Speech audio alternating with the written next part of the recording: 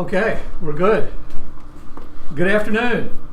I'm Tim Orbison. I preach for the congregation here at Maysville and have done so for about the last 23 years. And we're going to be talking about sermon planning in this session as assigned by Mr. Ryan for me to do. And sermon planning is a skill. It can be taught, it can be learned, and it can be practiced. It does not come naturally. It doesn't happen by accident. In order to have good sermons, you have to have some good planning.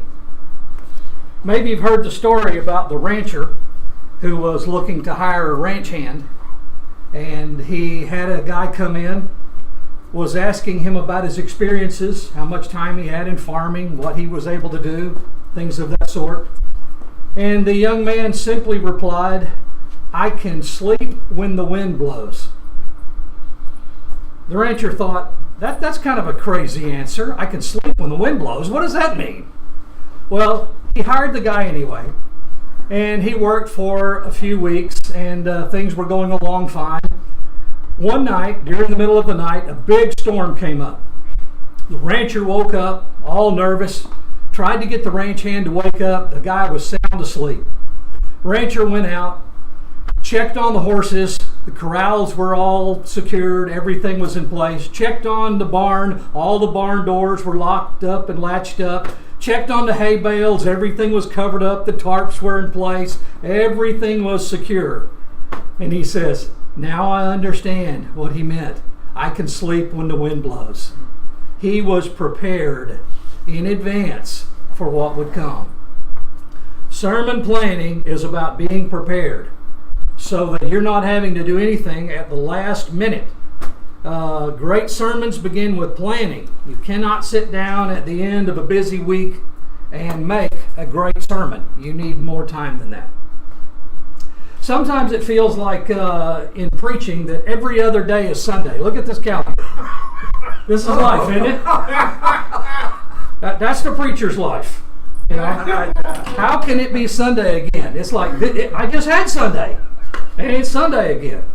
Well, we have great flexibility as preachers with our time, but there are so many things that we can't control. You may get up in the morning with a long list of things that you expect to do, and in a short period of time you get a phone call or a text message and your day is gone. You're going to be at the hospital with a family or involved with some other circumstance that you didn't have any control over. We have visits to make, we have people to deal with, we have projects to do, we have issues to handle, and suddenly it's Sunday again. And you wonder where the week went.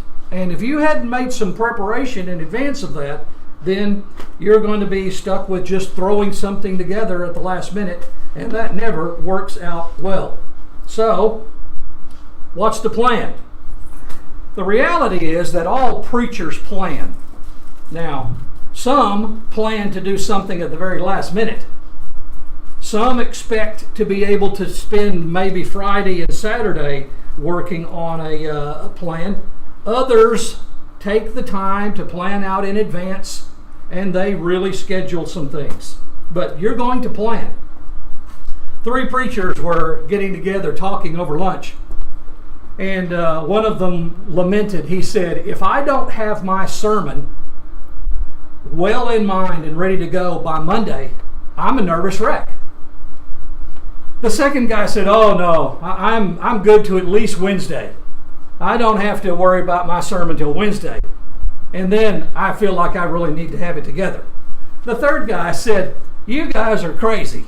Why do you think we sing 3 songs before the lesson?"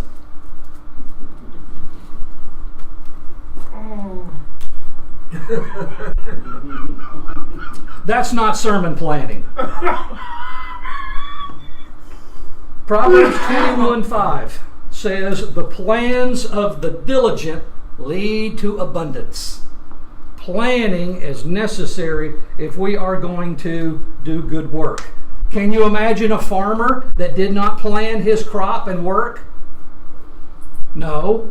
Can you imagine a builder that did not plan his work? No. Then how can we expect a preacher without good planning? It will be a disaster.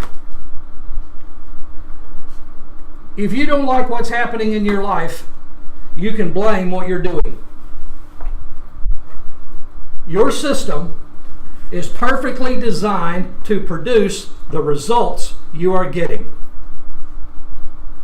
What's happening around you is because of how you are approaching life. And if you don't like the results in your preaching, then you need to change how you're preaching. Your system is doing its job. If you want better results, you need a better system. And that system is sermon planning. You remember in Acts chapter 6, when the Grecian widows, the Hellenist widows, were complaining that they were not being taken care of properly, and the church was at risk. They came to the elders, or the apostles rather, and told them of the problem. And the apostles said in Acts chapter 6, verse 2, it is not appropriate for us to leave the word to serve tables. Well, sometimes preachers get caught up in the problem of having to choose between serving tables, working for and with people, or doing the word. And that's a problem. The preacher is the only one who is going to preach the sermon. If you are not prepared to preach, no one else will be. There may be other people who can do visits. There may be other people who can make phone calls. There may be other people who can fix plumbing around a church building or whatever it is that comes up. But no one can do the work of preaching except you. If you don't put in the time and effort for preparing and planning, then it simply won't get done. Nearly every preacher has weeks where things just go crazy. And your life that week just fell apart, and you find yourself up against the deadline of Saturday night, and you are doing the best you can. On an occasion, that's understandable. However, if that becomes a regular part of your life, then you are not planning out your work appropriately. Either scheduling your time during the week, or for sure, planning out your preaching in advance. We have a mandate. I'm going to give you a minute to read.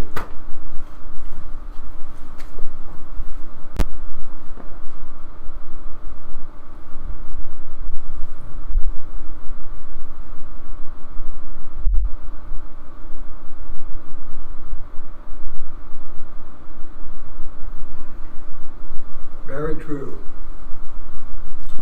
3 thoughts on this really stick out to me that I've circled. 1, our job is to preach. Number 2, our job is to preach the word, not our opinions, not our feelings, not whatever we just pop up with at the last minute. We have to preach the word. That takes time and preparation. Number 3, we have to be ready. That means some preparation. Readiness has at least 2 parts. 1 is willing, and the second is prepared. And it requires both. You're the only one who can do this. There are some things you can delegate, but you cannot delegate your preaching. The second mandate that I want to make reference to is from Acts 20.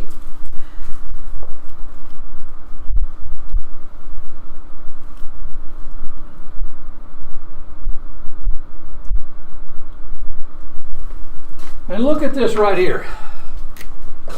The whole counsel of God. In order to talk about the whole counsel of God, you don't do that at the last minute. In order to preach completely the things that God wants to be known, you're going to have to spend some time in preparation, planning those things, not just letting them happen on the spur of the moment. And that's what we're going to talk about, planning. It is hard to preach a well-balanced selection of sermons that covers all the Bible. It's hard. Now, it's not hard to preach anything. You can open the Bible and find just something to preach. But if you're going to preach the whole counsel of God, if you take your responsibility seriously to a local congregation, that I want to teach everything to these people God wants me to teach to them, that is a heavy load. Jesus told his apostles in Matthew 28, the Great Commission, make disciples of all the nations, teaching them all the things I commanded you. The apostles had the job to give everything Jesus told them. We as preachers have a responsibility to preach everything the Bible has to say about God. And that's a big job. So let's talk about some sermon planning pros. Some things that are truly beneficial from sermon planning. And I'll start by saying it's all about time. Sermon planning takes time. The more time you put into it, the better the results that you're going to get out of it. You put in a little time, you're only going to get a little good. You put in a lot of time, you're going to get a lot of good. And I can tell you this from personal experience. The more time I put into my sermon planning, and I'm not talking about actually preparing one single sermon. I'm talking about thinking through the year. What am I going to preach to this congregation? When am I going to do certain lessons? How do they line up in my calendar? We're going to talk about those kind of things. The more time I spend doing that, the better job my actual sermons are when I get ready to put them together. Because I've been thinking about these things for a long period of time, and it just has better results. So you've got to put in the time. Putting in time to do sermon planning results in better variety. In what? Better variety in everything. You have better topics. If you're doing a topical discussion, you're going to have better topics if you spend some time thinking about it. You're going to have better methods. You can't preach your sermons exactly the same way every time. Just like you like variety in food, so an audience needs variety in presentation. You need to do things in a different way, a different methodology. You come at it from a different direction. Sometimes it may be more illustrated, sometimes less, sometimes more text-oriented, sometimes more narrative. You need a better balance. When you get a better balance when you do sermon planning. Old Testament, New Testament, Bible characters, narratives where you're telling a story, doctrinal issues that need to be hammered in, a series of discussions that allows you to concentrate on either one topic or one area, or to emphasize certain groups of characteristics. Those come great from sermon series. And the individual sermons will have better content. When you have prepared and you've thought about it in advance, you have more time for research. You'll have been thinking about that topic. It's typical for me in any given week to be involved in lots of things. Mowing the yard, working on stuff around the house, sometimes at the church building, driving back and forth to see people at the hospital, visiting. When I'm doing those things and I know in advance, let's say I know that I'm planning to preach next Sunday on some particular topic. Well, my mind is already on that. And I'm thinking about it. So when I read a newspaper clip or I read a story on the internet that I'm planning to preach toward, that's an immediate connection that I make. And I may write me a note, send myself a text, or print out a copy if I'm looking at it on the computer screen, and that will go directly into my sermon. If I waited until my sermon, when I was actually doing the presentation or building it, I might not have access to that resource. But because I know in advance where I'm going, I see these things as they pop up. Let me give you an illustration. Have you ever bought a new car or a truck, and after you've bought it, you're driving down the road, and suddenly you see cars or trucks like yours all over the place? You didn't notice them before, but now it seems like every time you turn around, you're seeing one that looks a lot like yours. It's awareness. They were there all the time. You weren't paying attention to it.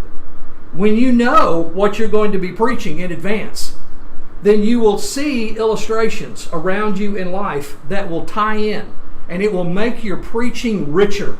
And so those things will just naturally flow into it if you know where you're going. By sermon planning, you also have time for adjustment. If you don't have your sermon ready to go until 9 o'clock Saturday night, you don't have time to change it. When you wake up the next morning and you think about you'd like to approach something a little differently, you don't have time to make any adjustments at that point.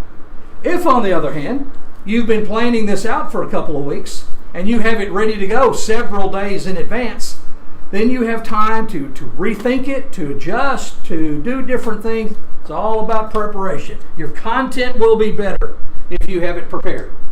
Now let's talk about graphics. Some of you do overhead presentations.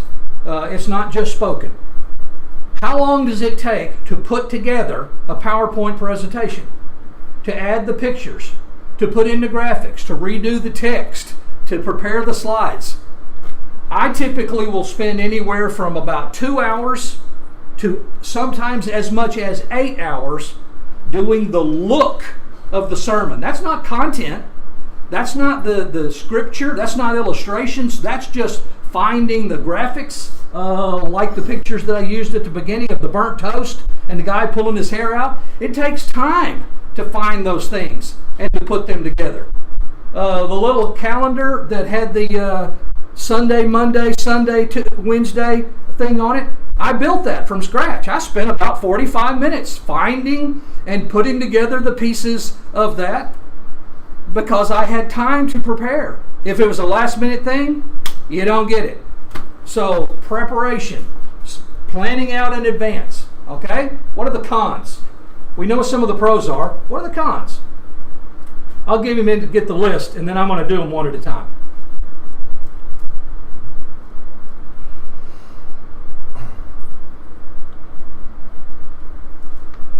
Sermon planning is hard to do.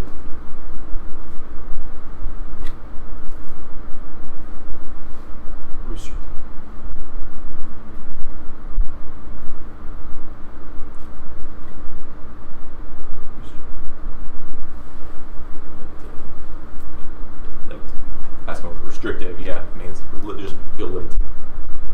Okay, thank you. Sermon planning is hard to do. It's hard because, one, you're already stressed out if you're preaching regularly. You have a lot of things in your time. And it's hard to get away from that time to really sit down and say, okay, what am I going to be preaching 5 months from this coming Sunday? Good night. That takes some effort to do that. It is time consuming to plan out sermons. Now that seems counterintuitive. If it takes time to do sermon planning, why not just let it come naturally? Because you won't get good sermons if you just wait week by week to put together your material. In order to really do a good job of laying out your year, and we'll talk about some of this in detail in a moment, you need to spend time looking to the future. What am I going to be doing? What's going to come up? And you can't do it at the last minute. It requires a great deal of mental discipline. Now that's hard. I have to force myself when there's 30 other things in my life going on to sit down and do this work. That's hard to do. It's hard for me. Preaching from a calendar may feel like it's restrictive. You say, well, I don't feel like preaching that topic today. You don't have to. The beauty of having a calendar where you planned out is adjust it. Something may come up this week, and I do it all the time. My calendar has sermons that I'm planning to do, but something will happen in my week. I'll run across an article that I really like. Something will come up in my Bible study. A question will come up from someone after church.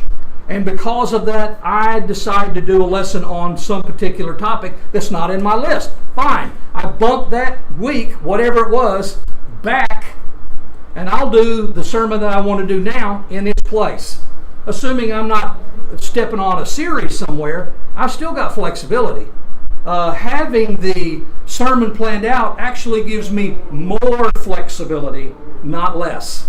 So it is much easier on my creative process. You may feel like you lack resources. I can't sit down and write out somewhere between 80 and 100 sermons at one time. Y'all are going to come up with is the topic, not the actual, content that goes with it. But you say, I can't come up with that many lessons. Well, you will. When we get through talking, you will be able to do that. You may feel like it lacks spontaneity. If I've planned it out, I don't feel like it's as fresh anymore. That's your preparation. Your week preparation is where you get that spontaneity, not the long-term planning. The long-term planning just gives you the guidelines and makes it so that you do better content for the congregation down the road. You can address emerging issues. Yes, you can, because you can push this back at any time and deal with whatever you'd like.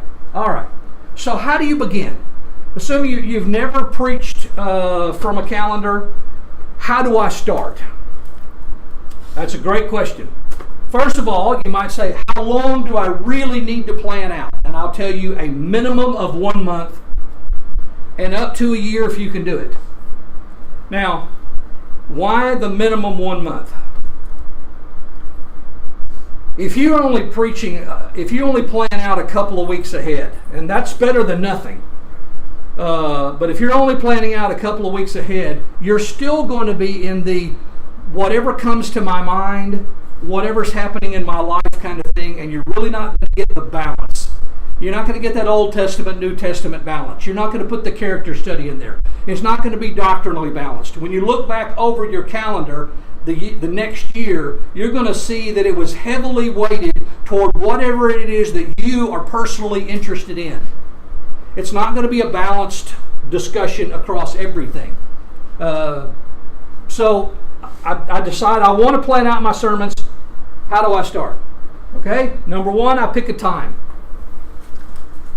I'll put a date on my calendar. I'm going to say, depending on how much I can do, Monday morning on X day is sermon planning for my calendar. Whenever possible, I want to give it a whole day. I want a whole day because I don't want anything else interfering. And it's such a hard job to do. If there's anything else you've got to do, you will gravitate toward that. That's easier. Because sermon planning is hard to do. Plan a time and then pick a place. Now that sounds weird. I cannot do sermon planning well in my office. I can't do it. There are too many things around me that distract me from my work. My cell phone rings, the telephone rings, I've got stuff around me that needs to be done. The plant over there needs to be watered. Here's a pile of mail I feel like I need to sort through. It's just too easy to be distracted. I need to be off someplace by myself where there's nothing else to do except sermon planning.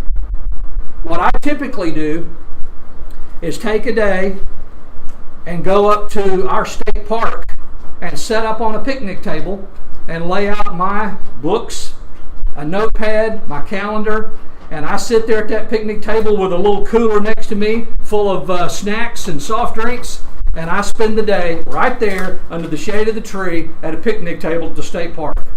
I turn my cell phone off and leave it in the car.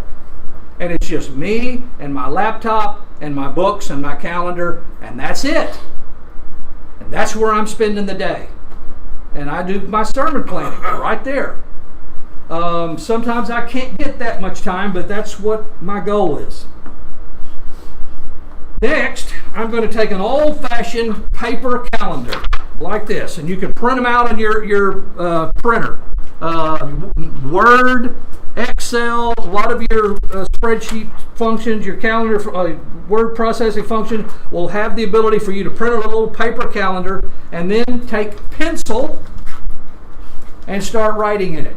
Pencil because you're going to want to be able to change it. And then fill in everything you possibly can. Start the first week of January and you write line by line in the middle of the calendar everything you can possibly put on that calendar. Write in all the holidays. Martin Luther King Day, Valentine's Day, every national holiday. Write in all of the church functions that are going to take place that year. You're going to have VBS, you're going to have a gospel meeting, you're going to have a door knocking campaign, you're going to have somebody come do something special at the congregation. Put everything in there. All right? Now, when's your vacation time going to come? Plug it in. Write in your vacations, wherever you're going to spend some time away. How about the school? Your schools around you are going to take breaks, and sometimes that's going to mess up a planning. You may have an absolutely fantastic sermon plan for some particular day and find out the school let out the day before, and you've got half the congregation you expected. I can't tell you that has never happened to me, because it has, and it's uncomfortable. Put in your family birthdays, gospel meetings, VBS, workshops, the seasons. Take note of the fact that it's winter, it's spring, it's summer, it's fall. You can address those concepts in your preaching because your audience is more attuned to that. If you're talking about flowers growing in October, your folks are going to look at you like you're a little daft. On the other hand, you talk about March or April, flowers, blooming, spring, that suits. Singings that are going on, fifth Sundays, maybe you have special things that occur. Our fifth Sundays every year or throughout the year, the Sunday night is taken for special singing in the congregation. Lots of congregations do special things throughout the year. Put everything in your calendar because it's going to affect your sermon planning. Okay? Then, after I've got everything in my calendar, then I want to look at it. I'm going to go page by page and see what's there. What are some of the events that I need to promote? Vacation Bible School is going to be in there somewhere. A couple of weeks before that, I need to be thinking about talking. What can I do to start supporting that function? Getting ready for a gospel meeting. I can plan back a couple of weeks and I'm going to start pushing for that gospel meeting or whatever it is. I can use my sermon planning to promote those things normally in the congregation. Then, one thing comes up, do you do Bible reading in the local congregation as a group? Do you read the Bible together? If you do, that's a great way to use sermon time. Over the years, we have done several things. One year, I preached the entire year, not every sermon, but usually half, the Sunday nights, on the Gospel of Matthew. The whole year. The congregation had the assignment to read the book of Matthew through 12 times. Whatever day it was, they were supposed to read that chapter of the book of Matthew. Matthew works out to have 28 days, so they got a couple of days off each month, except for February. So on January 1st, read Matthew 1. February 1st, they read Matthew 1 again. March 1st, they read Matthew 1 again. 12 times during the year, they read the Gospel of Matthew, but only one chapter a day. Then I preached on it. You think they didn't know the book of Matthew when we got through? We had the opportunity to talk about it. That may be something you can use is your Bible reading. Sermons leading up to a meeting. I've already discussed that. Sermons might go along with holidays that people are already thinking about. I almost always talk about Mother's Day and Father's Day because it's one of God's biblical commands. Honor your father and your mothers.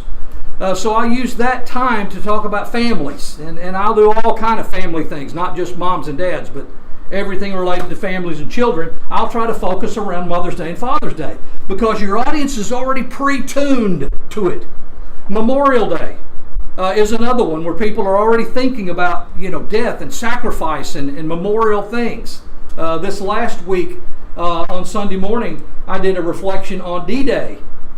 Well, Memorial Day was just last week. D-Day comes up the next week, and so there's again that predisposition. The television is helping you. The internet is helping you, get their minds ready. Thanksgiving. In all things, give thanks. That's an instruction from the Apostle Paul. So these things work naturally. You might want to consider a series either a textual series where you use a particular section out of the Bible, or a topical series where you have similar topics that fall into a category, or even a Bible survey. You may decide to do an introduction to all of the New Testament or Old Testament books. Sit down and make a list of every important Bible issue or topic. Now, that's a whopper. Imagine that you're starting with a person who has never heard the gospel before. What do they need to hear? Start making a list of that. Just sit, okay, what do they, well, they need this and this and this and this. Okay, you're going to end up with a list of hundreds of issues. Well, just start plugging those into your preaching calendar. When are you going to talk about this? When are you going to talk about that? And start plugging those in, and that will give you good insight. All right? Other thoughts on how to do that planning? Get help. Sit down. Make a date with a friend, a preaching friend, and say, let's sit down and talk about some sermon ideas. And you may can do it for an hour or two over lunch. And it's incredible how much benefit you will get from sitting down with someone who preaches and y'all just share together.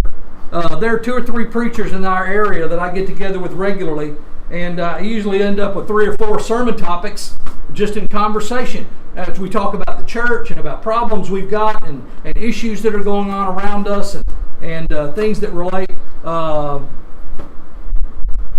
Keep your eyes open for articles or ideas. Send yourself notes. I don't know how often, but quite often, when I read and do my internet news gathering, I'm watching for stories that have preachable content, that they will relate either as an illustration or sometimes as a topic that needs to be addressed. And I will print a quick copy or just the first page of something and put it in what I call a sermon starter file. And I just drop that in my file, and then I'll remember later. It'll just come up, or sometimes I can go to that file, open up, looking for something. Another great place for sermon material is to use lectureships that have already been done. Look at this lectureship. Look at the list of categories that were done here. Some of those are preachable. Polishing the Pulpit has a fantastic list. You may never go. That's in late August in Sevierville, and you may not know anything about it. But Polishing the Pulpit has a great program, and they will have hundreds of really good topics to preach from. Spiritual Sword Lectureship, Fried Hardeman Lectureship, the Faulkner Lectureship, others around. Look at those lists for sermon topics and sermon ideas. You're also going to think about what are some things that I need to preach on every year. You know, you can't preach on attendance once every 5 years. That's just not enough. You can't talk about church giving once every 4 or 5 years or wherever it comes up. Some things need to be talked about more frequently than that. Plug them in to make sure that they get done. It doesn't have to be around budget time. It may be some other time of year. But plug in those thoughts for those ideas. Then there are some naturally occurring Bible series. Talk about the fruit of the Spirit. Don't do the fruit of the Spirit in one lesson. Break it out. Take those items one by one. The same way with the lust of the flesh. The Christian virtues, the Beatitudes, etc. Don't rush through those things. Take one item and really flesh it out and present that to your congregation. When I preach the Beatitudes, it usually takes me about 2 months to preach through the list. And I don't approach it usually the same way. I want to come at it in a different direction so that it has different content directed to it. But that material is available. So, if I take that number and let's say we got 52 weeks in a year, two sermons a week, I'm looking at a maximum of 104 sermons that I might have to do in a given year. Well, that number is going to be reduced significantly. Okay? I'm going to have some time for vacation, and so I'm going to knock out several sermons for that. I'm going to go off and preach meetings. I'm going to knock out some sermons for that. We're going to have a gospel meeting in our local congregation. Knock some out for that. We'll have guest speakers who come in. We'll have various things that come in. Typically, my typical year will end up being about 80 sermons to the local church. The others will be taken up for something else. Your church may be different. You may not be the only person preaching, so that will be less. Or you may be the guy who's there every week, and it'll be a little bit more. The more you preach, the more important planning is. Doing the planning makes these numbers very easy to handle. If you do it week to week with no planning, it becomes a stressful experience and a real burden to try to come up with those ideas every week. So that's very helpful. Maybe you think, I can't do a year. I just can't. I sure can't do it now. No problem. Start small. Sit down with a calendar and just plan out a month. How many Sundays are you going to have in a month? Okay, we're going to have 1, 2, 3, 4. That gives you 8 sermons. Can you plan out 8 sermons in advance from the list of stuff we've just talked about? Sit down with just one of the lectureship booklets and you should be able to pick out. Is that me? Sorry about that. My bad.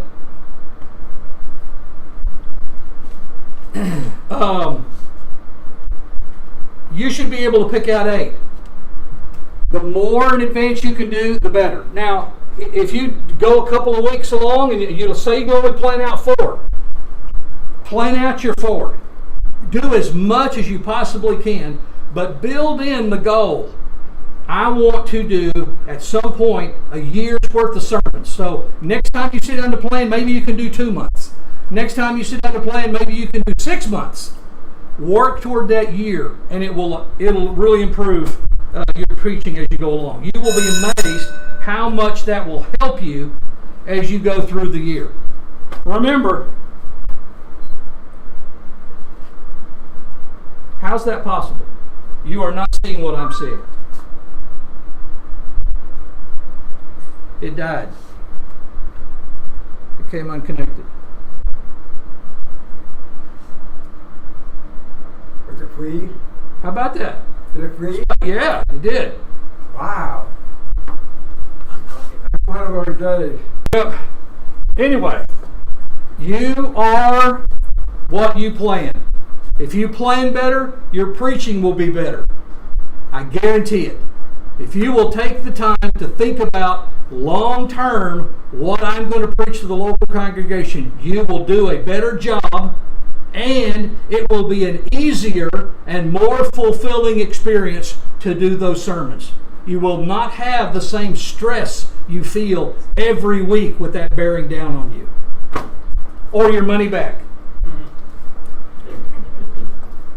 That's all our time. Thank you. Can I ask some questions? Absolutely. If we've got time. You got that? When preaching to the deaf requires much more time than when you put up there. The reason is because many deaf preachers like to put it on PowerPoint. Mm-hmm. And that takes a lot of time to put it in. Second, many deaf people prefer ASL than PSE, Pidgin-Stein English. That's what PSE is. And I did that for so many years. My wife picked on me and said, ASL, ASL. And I said, I grew up with PSE. So I took Sci-Bi Sunset, they have called Bible Communication. And I was forced to take whatever the words from the Bible and change it to ASL. And that requires much more time. Yes, it does. And I just, wow. A lot of time. And I average spent about 15 hours a week. Yes. So it's charged. As a rule, they say it will take you 15 minutes of preparation for 1 minute of sermon. 15 minutes. Oh, that makes sense. 15 minutes of preparation for 1 minute of actual prepared sermon. So if you're going to do a 5-minute speech, it's going to take you about an hour and a half to prepare that 5-minute speech. I have found that to be fairly accurate in my own work, that I'll need to spend somewhere in the area of 6 to 8 hours to do a from scratch sermon with everything, and that doesn't include the PowerPoint. That's just content preparation. Any PowerPoint stuff you do on top of that is after.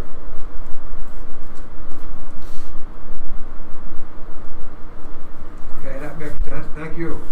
Thank you. Any other questions? This is not a question, but a comment that sort of supports that. Abraham Lincoln's once supposed to have said that if you want me to speak for 2 minutes, you're going to have to give me 2 months. If you want me to speak for 2 hours, I'm ready now. That's right. There's some truth to that. There is some truth to that. And I have commented before, the tireder I am, the longer my sermons are. Because you ramble. You're just not as effective. In order for me to really do a good job, I need to be rested and ready to go, and then I can stay on target and be specific. Thank you for coming, and I hope that our discussion today has been of some benefit to you.